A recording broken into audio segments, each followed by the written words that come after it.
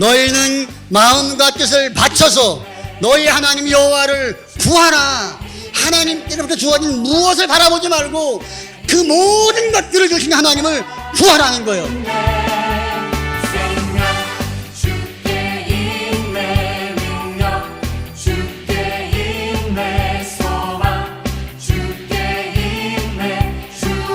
함께 자리에 일어나셔서 하나님 말씀을 함께 받도록 하겠습니다. 하나님 말씀은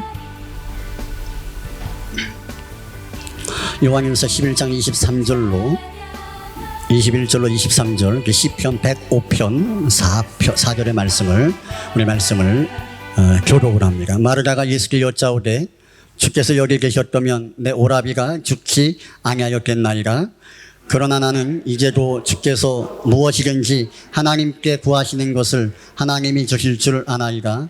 예수께서 가라사대 내 오라비가 다시 살리라. 여호와와 그의 능력을 구할지어다. 그 얼굴을 항상 구할지어다. 이는 살아계신 하나님의 말씀입니다. 아멘. 자리에 앉으시기 바랍니다. 우리 옆에 한번 인사하겠습니다. 잘 오셨습니다.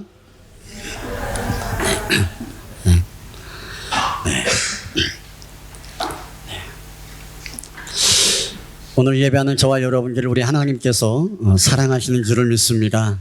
오늘 그 하나님의 사랑과 은혜를 누리는 저와 여러분 되기를 다시 한번 주님의 이름으로 축원합니다. 우리 제목을 한번 읽어볼까요? 자, 시작. 위기의 때에는 하나님을 구하라. 다시 한번 읽습니다. 시작. 위기의 때에는 하나님을 구하라. 자, 제가 초등학교 한 2학년, 3학년 때 이럴 때는요. 재밌게 놀았습니다. 그래서 돌멩이 들어서 닭 맞추기 게임 뭐 이런 거. 우리 교회 애들 이렇게 보니까요. 이 게임 놀이 장난감이 최첨단입니다. 막 척척 달라붙고. 근데 저 놀 때는 물론 뭐 어르신들 계시지만 저 놀 때는 땅 파고 놀았습니다. 땅 파고 뭐 개미 밟고 그다음에 닭 돌멩이를 때리고 뭐 이런 거 하고 놀았거든요. 그래서 한 번은 친구들하고 이렇게 게임을 했어요. 닭 맞추기 게임. 돌멩이 가지고 닭 맞추기 게임. 포악하죠. 닭 맞추기 게임을 하다가 너무 세게 던져가지고 유리창을 깬 거예요. 유리창을. 근데 시골 동네에서 웬만한 집은 유리창이 없습니다. 다 뭡니까? 이게 창호지에다가 그냥 나무 붙여놓고 이런 식으로 창문을 썼지 이런 유리를 낀 경우가 거의 많지 않아요. 그런데 그 유리창을 딱 깬 거예요. 그 좋은 집인데. 깨니까 어떤 놈의 새끼가 이거 유리창을 깼냐면서 덤벼주는데 어떻게 해야 됩니까? 도망해야죠. 도망. 요즘 애들은 사고 치면 어디로 도망가요? 역으로 도망가고 친구 집으로 도망가고 술집으로 도망가고 하는데 저 때는 좀 착해가지고 아버지한테 도망갔어요. 아버지한테. 그러면 지금 생각해보면 그래요. 잘못을 했으면 유리창을 깼으면 그 유리창이 깨진 집주인이 저를 때릴까요? 저희 아버지가 저를 때릴까요? 아버지가 때리겠죠. 그런데 이상하게 집주인한테 가는 게 아니라 아버지한테 가는 거예요. 물론 들기게 맞았죠. 그래서 왜 깼냐?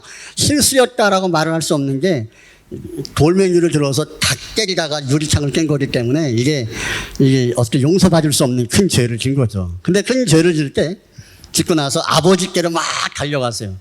달려갈 때 무슨 생각을 했느냐?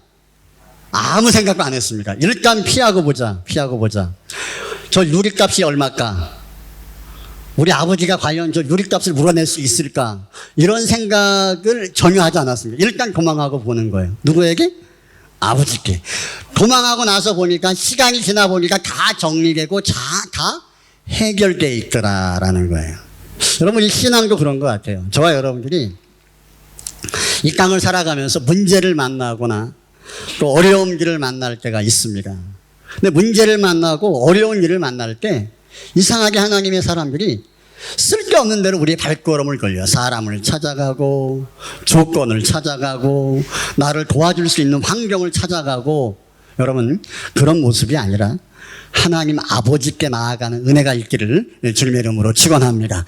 왜냐하면 내가 볼 때는 유리창 값을 해결할 능력이 없어. 이건 어떻게 대안이 없는 거예요. 그러나 대안이 없는 그것 가운데 하나님 아버지께서 나의 삶 가운데 개입하시면 내가 할 수 없는 그 일 위에 하나님은 일하시는 것, 그것이 성경이 말하는 하나님의 기절임을 성경은 말씀하고 있습니다. 그러니까 문제를 만나면 어디로 피하라고요? 하나님께 피하는 거예요.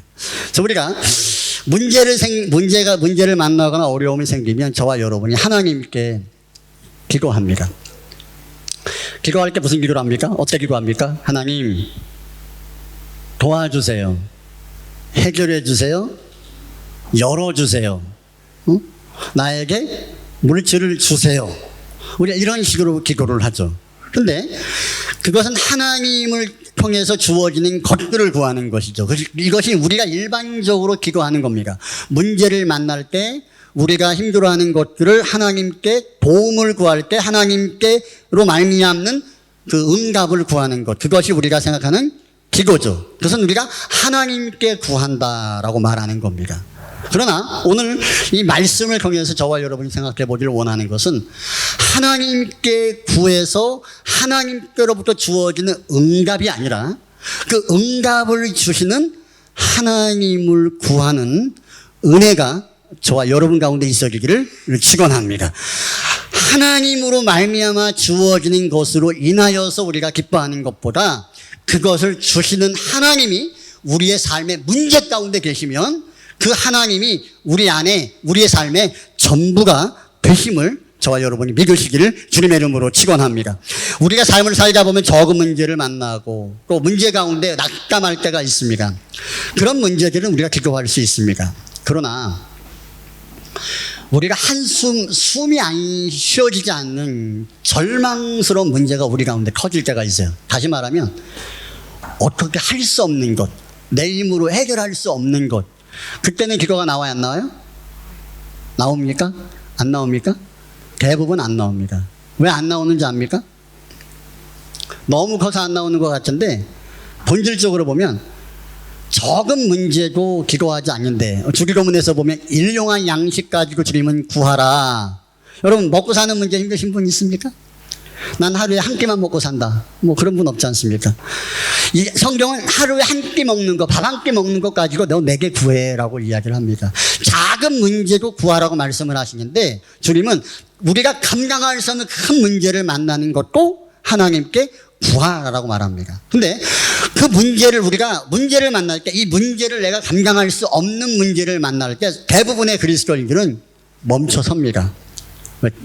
이것을 내가 기도한다고 하나님이 응답하시겠느냐라는 확신이 안 서면 응답이 안 되는 거예요. 기도가 안 되는 거예요. 기도가 안 되는 겁니다. 오늘 우리가 읽은 본문에 나사로의 사건이 나옵니다. 나사로의 사건이. 나사로는 예수님이 사랑했던 사람입니다. 제자입니다. 그런데 그 나사로가 병들었다는 소식을 그의 누이들을 통해서 듣게 되어집니다. 그리고 예수님께서 그 나사로의 병을 고치기 위해서 나사로의 집으로 향하여 나아갑니다. 근데 주님이 나사로가 살아있을 때 주님이 도착하는 것이 아니라 나사로가 죽고 나서 나흘이 4일이 지난 다음에 예수님께서 나사로의 집에 도착을 합니다. 자, 그러니까 그 예수님을 그의 누이 마르다가 맞이합니다. 맞이하면서 한마디 툭 내뱉습니다. 그 말씀이 오늘 본문의 11장 21절의 말씀입니다. 같이 한번 읽어보겠습니다. 시작. 마르다가 예수께 여짜오되 주께서 여기 계셨다면 내 오라비가 죽지 아니하였겠나이다. 주님이 여기 계셨으면 내 오라버니가 죽지 않았을 겁니다라고 말합니다. 이거 두 가지 의미가 있어요. 하나는 예수님이 여기 계셨으면 내 오라버니는 반드시 살아났다는 거예요. 안 죽었다는 거예요. 그러나 또 하나는 뭐냐면 주님이 여기 계셔도 지금은 끝났다는 거예요. 와 계셔봐야 소용이 없다는 거예요. 나사로가 살아있을 때에 그의 마르다가 예수님을 찾았던 갈망함과 사모함이 지금은 없어요. 왜? 끝났어요. 상황이 어떤 상태입니까? 썩어서 시체에서 냄새가 나는 거예요. 무덤의 냄새가 나는 거예요. 그 냄새 나는 그 시체를 바라보면서 예수님께서 오셨다라고 해서 이 시체가 살아나겠느냐라는 생각 자체가 그의 마르다의 마음 가운데는 없습니다. 그러니까 주님이 오셔도 소용이 없습니다라는 말이 이 말씀 가운데 포함되어져 있습니다. 근데 이 동일한 고백을 그의 누이인 자매인 마리아도 똑같은 말을 요한복음 11장 32절에서 합니다. 한번 읽어보겠습니다. 시작.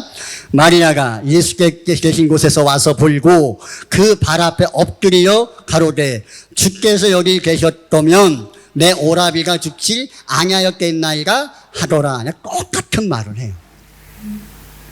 주님이 여기 계셨으면 내 오라버니가 안 죽었다는 거예요. 좀 빨리 오시지. 왜 이렇게 늦게 오셨냐는 거죠. 근데 지금은 소용없다는 거예요. 예수님이 아무리 예수님이어도 지금은 안 된다는 거예요.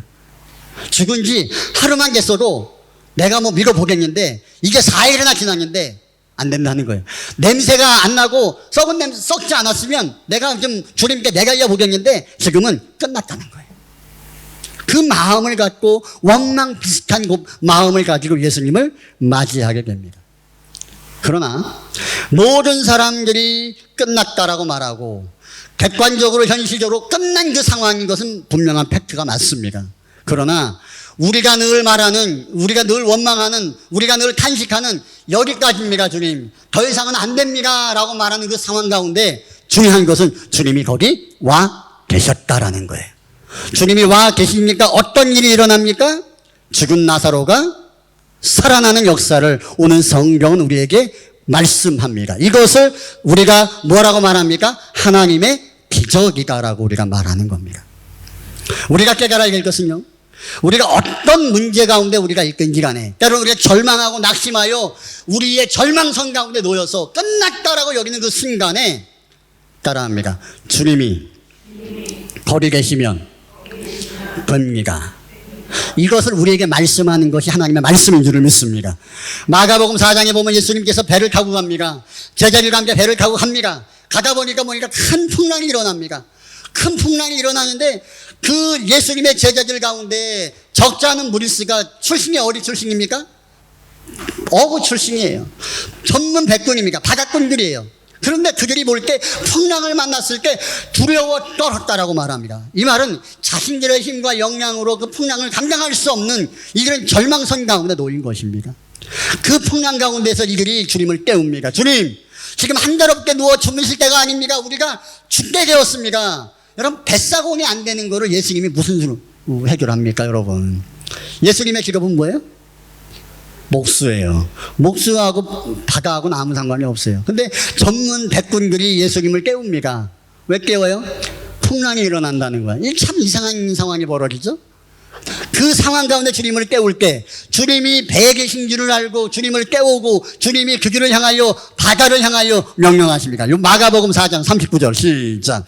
예수께서 깨어 바람을 꾸짖으시며 바다더러 이르시되 잠잠하라 고요하라 하시니 바람이 그치고 아주 잔잔하여 기도라. 끝난 상황이에요. 죽음 가운데 놓인 상황입니다. 그 상황 가운데 끝났다라고 여겼을 때 이들이 주님을 찾고 주님이 일하시도록 주님이 그 자리 가운데 서시도록 이들이 주님을 초청합니다. 그리고 주님은 그 상황 가운데에서 명하시고 말씀하셔서 그 상황을, 끝난 상황을 새롭게 바꾸시는 것을 말씀하고 있는 것을 볼 수 있습니다. 여러분, 광풍이라는 현실 속에서도 주님이 우리의 삶 가운데 함께 계시면 되는 줄을 믿습니다. 예수님이 계시면 되는 거예요. 광야 같은 세상에 우리가 힘들어하는 게 뭡니까? 줄도 없고 연도 없고 도와줄 백도 없고 가진 것도 없고 삶이 불안하고 여러분 가운데 모든 부분에 나는 안정되다 하는 분이 있습니까? 여러분, 그런 사람 없습니다. 아무것도 없어서 두렵습니다. 내가 가장이고 내가 이 가정을 책임져야 되고 내가 내 자녀를 책임져야 되고, 그러나 나는 아무것도 없어서 광야 가운데 내공댕이 채워진 존재처럼 우리가 두려워 떠는 모습으로 우리가 살아가는 것이 있습니다. 여러분, 그 광야 같은 우리의 인생 가운데 여러분 주 예수 그리스도를 여러분 삶 가운데 이 시간 초청하는 은혜가 있기를 주님의 이름으로 축원합니다. 중요한 건 뭡니까? 주님이 우리 삶 가운데 계시면 되는 거예요. 때로는 우리가 질병을 만날 때가 있습니다. 내가 감당할 수 없는 질병 가운데 낙담할 때가 있고요. 내 힘으로 어찌할 수 없는 상황 가운데 우리가 낙심할 때도 있습니다. 때로는 마음에 우울증이 오고 공황장애가 오고 정말 사람 관계를 할 수 없는 스스로를 은폐시키고 싶고 죽고 싶은 이런 우리 마음의 좌절감이 우리 가운데 올 때가 있습니다. 때로는 사람들 가운데 관계 가운데 상처받고 낙담이 되어서 은근 생활을 하고 싶은 자리 가운데 우리 마음이 처할 때도 있습니다. 그러나 그 낙담한 상황, 내가 볼 때 끝났다라고 하는 그 상황 가운데 주님이 거기 계시면 우리의 삶은 새로워진다라고 성경은 우리에게 약속하고 있습니다. 여러분 이 시간 하나님을 향해 간구할 때 주님, 내가 하나님을 구합니다. 내 인생 가운데 주님 함께하여 주시옵소서. 사람도 없고 돈도 없고 뺏도 없지만 내 연약한 삶 가운데 불안한 인생 가운데 주님이 함께하시면 됩니다. 주님이면 충분합니다. 여러분 이런 고백이 이 시간 저와 여러분 가운데 있어 되기를 주님의 이름으로 축원합니다. 하나님이 모든 것을 압도할 수 있는 상황이 되면 되는 거예요. 우리가 삶을 살아가면서 내게 주어진 문제와 어려움들을 우리가 다 해결할 수 있는 문제가 안 돼요. 근데 해결할 수가 없어. 그러니까 우리가 뭐예요? 하나님께 기도하는 거예요. 상황을 내가 압도할 수 없고 해결할 수 없기 때문에 안 된다라고 생각하고 현실적으로 끝났다라고 생각을 하기 때문에 믿음의 사람들은 주를 바라보아야만 하는 것이죠. 그런데 믿음의 사람들 가운데 대부분의 사람들은 그렇습니다. 기도해야 될 그 절망의 타임 가운데 기도하지 않습니다. 때로는 어떤 이들은 하나님께 기도하는 것들이 마음이 유약하고 연약한 사람들이 기도하는 것이다라고 말하는 사람들이 있습니다. 하나님을 향하여 울며 불며 기도할 때 아유 저 사람이 얼마나 나약하면 저래 업신여리는 사람들이 있습니다.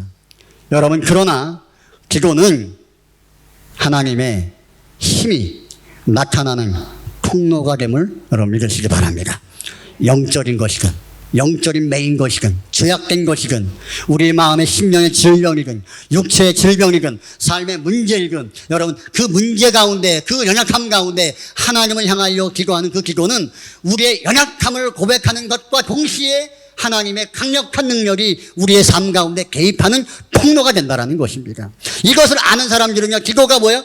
여러 가지 대안 중에 하나가 아니라 유일한 대안이라고 고백하는 거예요. 여러분 기도는 어떤 사람들이 할까요? 하나님이 힘이 있어. 하나님이 능력이 있어. 이것을 믿는 사람들이만 기도해요. 교회에서 맨날 이야기하는 게 많아요. 찬양합시다. 기도합시다. 감사합시다. 기도를 왜 하자 그럽니까? 이게 중요한 거거든요. 근데 기도는 해야 되는 것은 아닌데 많은 사람들이 기도를 안 해요. 이어서 많은 사람들은 믿지 않는 사람들이 말하는 게 아니죠. 저와 여러분들이 말하는 거예요. 근데 왜 기도를 하지 않느냐? 하나님께 이 내가 겪고 있는 절망과 문제의 상황 가운데에서 하나님이 이것을 바꿀 수 없다라는 그런 믿음이 있으면 기도를 안 해요. 그러나 하나님은 죽은 자를 살릴 수 있다, 풍랑을 잠잠케 하실 수 있다라고 믿는 사람은 그 절망선에서 하나님을 바라보는 줄을 믿습니다. 주님은 우리에게 말씀합니다. 너는 나 외에는 다른 신을 내게 주지 말아라. 자, 이 말을 약간 곡해해서 해석을 하면 그래요. 너 다른 신 섬기는 거 나 싫어. 너 그러지 마. 나 삐진다. 여러분 그런 개념일까요? 그런 게 아니에요. 내 자존심 상한다. 야, 어째 네가 나 왜 다른 신을 섬기냐? 너 내 백성이잖아. 나 그럼 나 삐진다. 제발 안 그랬으면 좋겠어. 하나님이 그렇게 우리가 부탁하는 게 아니에요. 너 다른 신 섬기지 마. 왜? 그럴 필요 없어. 왜? 나로 충분해. 너 나로 충분한데 왜 쓸데없이 다른 데서 에너지 낭비하고 다른 데 기웃거려. 너 다른 신 섬기지 마라. 나로 내가 너와 함께하면 그걸로 충분해. 할렐루야. 이것이 하나님이 우리 가운데 말씀하시는 거예요. 믿음의 반대말이 뭘까요? 불신이라고 그러죠. 근데 불신이 왜 생길까요? 하나님을 불신하는 이유가 뭘까요? 그 불신이 생기면 우리가 기도를 못해요. 하나님께 근데 그 불신의 근본적인 이유가 뭘까요? 하나님을 향한 믿음이 아니라 불신이 생긴 이유가 뭐냐라고 할 때 그 정확한 단어는요, 현실적인 거예요. 현실. 아, 이거 현실적으로 되겠어, 이게? 아, 이미 끝났는데 이게 되겠어?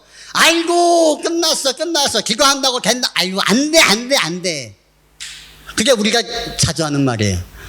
야, 하나님도야, 야, 선이 있지야, 이건 아닌 거야. 너 눈을 보고 봐. 너 이성이 마비겠어. 너 미쳤구나. 이건 안 되는 거야. 이건 하나님도 안 되는 거야. 이게 우리가 하는 말이에요. 뭐야? 현실적이라는 말. 성경의 기적은요, 어떨 때 다 일어났어요? 현실적인 상황 가운데서 일어나는 거예요. 어떤 상황이에요? 예를 들면은, 건강복음에 보면 이 가나 혼인잔치가 있지 않습니까? 예수님이 첫 번째 기적을 행하신 사건을 우리는 가나 혼인잔치의 기적이라고 이야기를 합니다. 예수님이 혼인잔치에 갔어요. 잔치가 벌어집니다. 다 좋아합니다. 포도주를 냅니다. 자, 먹고 마시며 함께 즐거워하고 축복합니다. 어머, 포도주가 떨어졌네. 잔치가 이제 박살나는 상황이 벌어진 거예요. 자, 그럴 때 그 상황 가운데 마리아가 예수님께 말합니다. 예수님, 포도주가 떨어졌습니다. 예수님 말합니다. 나하고 무슨 상관입니까? 아무 상관없죠? 근데 포도주가 떨어지는 건 그 잔치가 박살나게 되어진 상황이에요. 축하하고 기뻐하는 자리가 우울해질 수밖에 없는 상황이 만들어지는 겁니다. 자, 그 상황 가운데 주님께서 어떤 변화를 일으키십니까?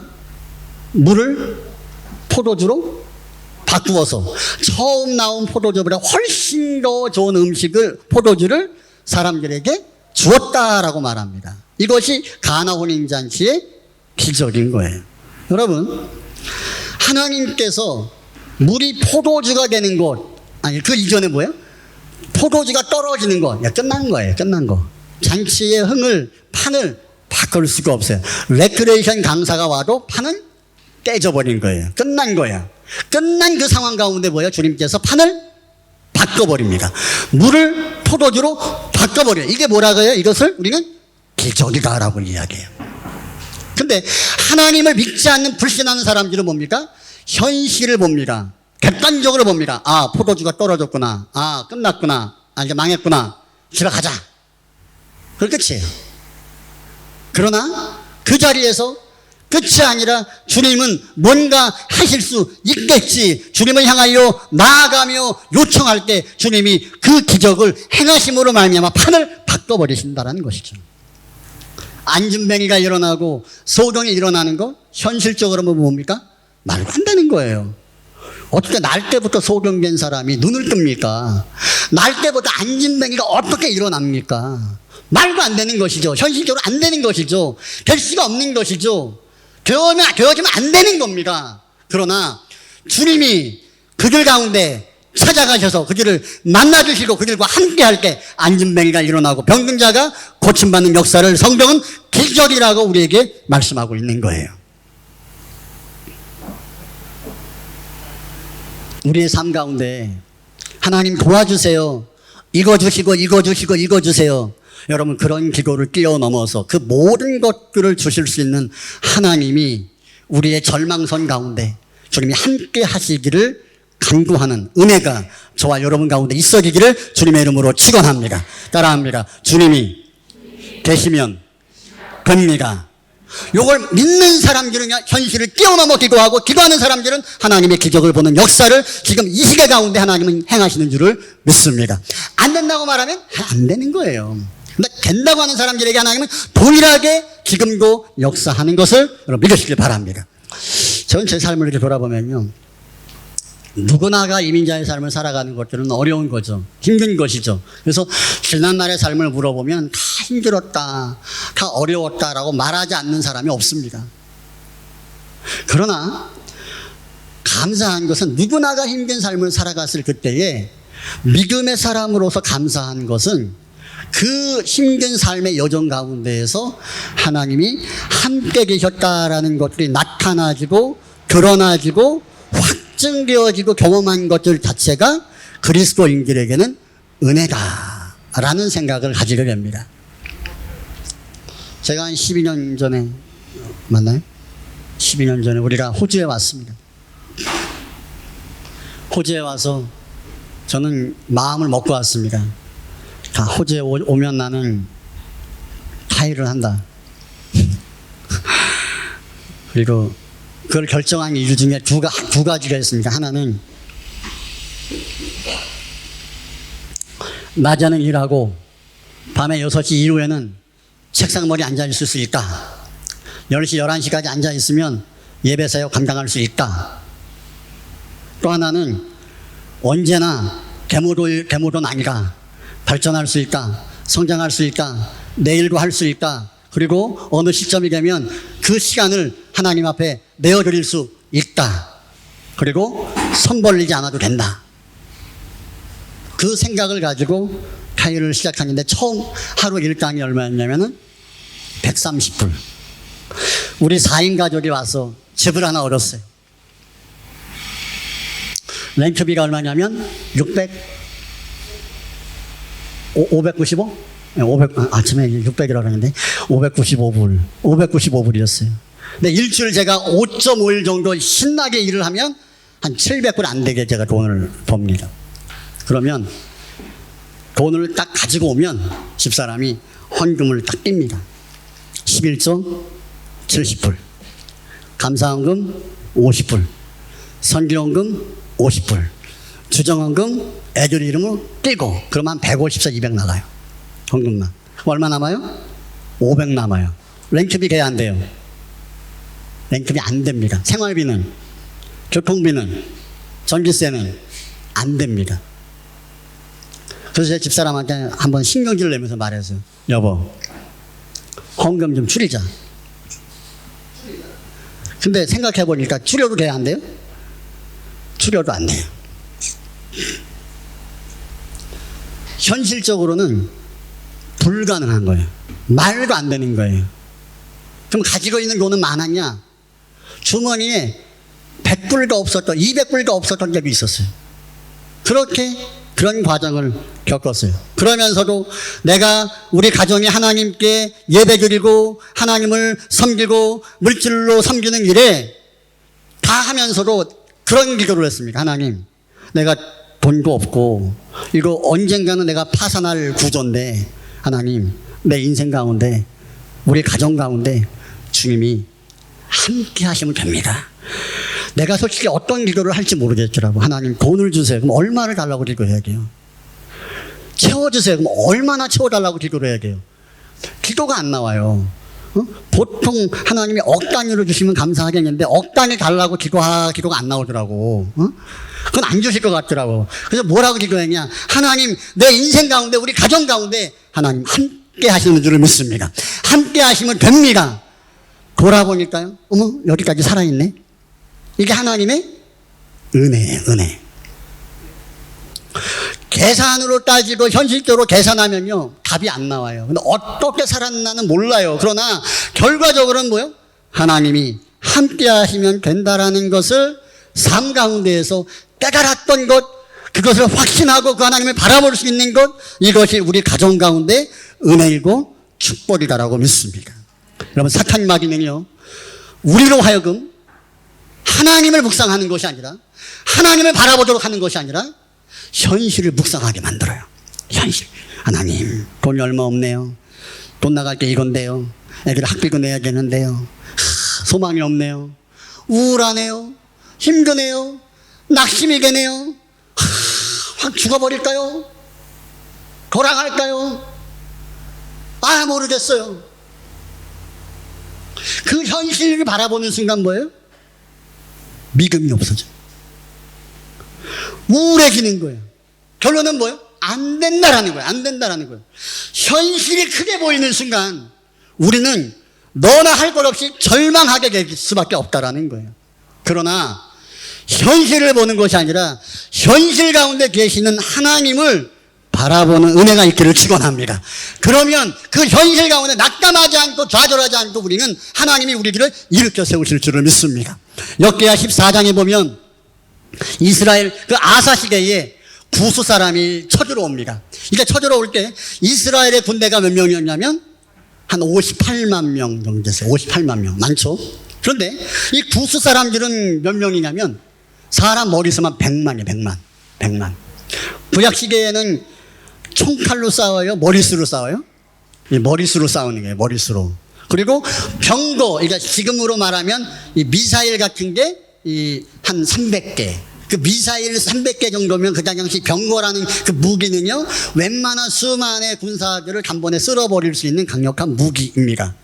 근데 그런 무기까지 장착한 100만의 군대가 58만의 이스라엘 백성들을 쳐들어오는 거예요. 현실적으로는 뭐예요?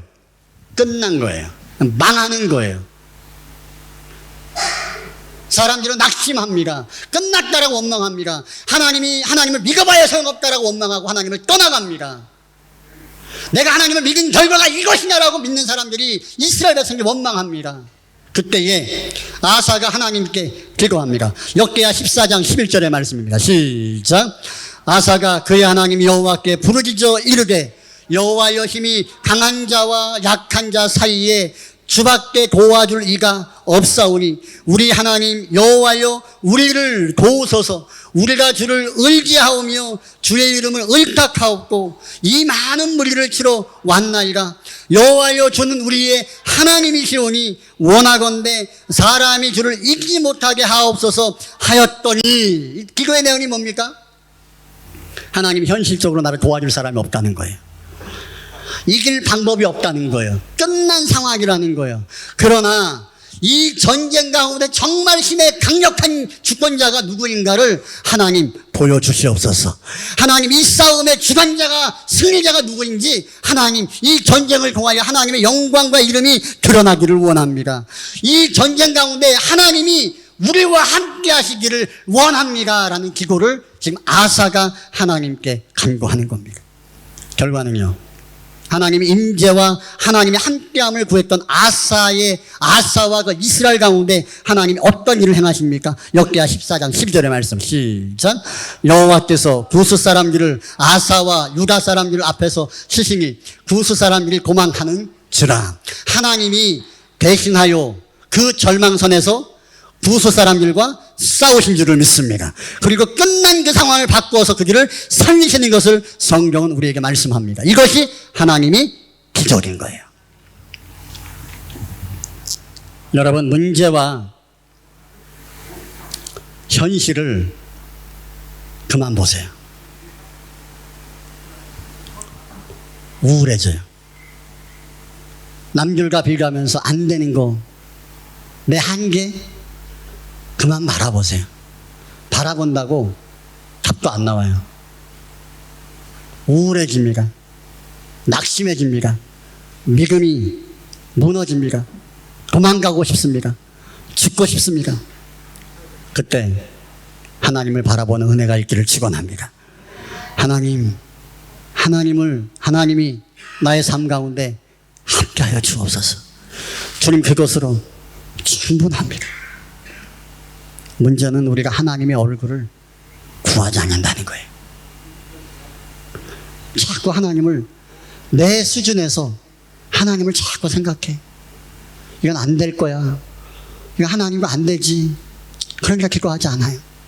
그러나 하나님은 만물을 창조하셨고 나를 사랑하시고 나를 구원하셨고 나를 인도하셨고 만물보다 나를 사랑하시고 그 하나님의 신실하심을 믿으며 그 상황보다 문제보다 더 크신 하나님이 전능하신 하나님이시지, 이 믿음을 갖고 주를 바라보는 자들은 하나님을 내 인생 가운데 초청하고 하나님을 바라보는 자리 가운데 설 때에 하나님이 그 인생을 세우시는 것을 경험하게 되는 줄을 믿습니다.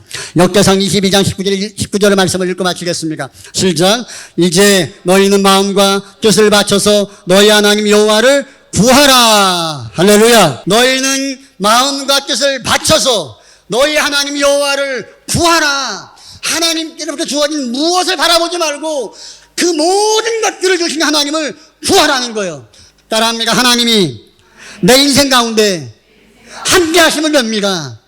이런 바라봄의 은혜가 저와 여러분 가운데 있어짐으로 말미암아 하나님이 우리 가운데 기적을 행하시는 역사를 경험하는 저와 여러분 되기를 주님의 이름으로 축원합니다. 우리 시간 함께 합심해서 한번 기도하며 나아가겠습니다.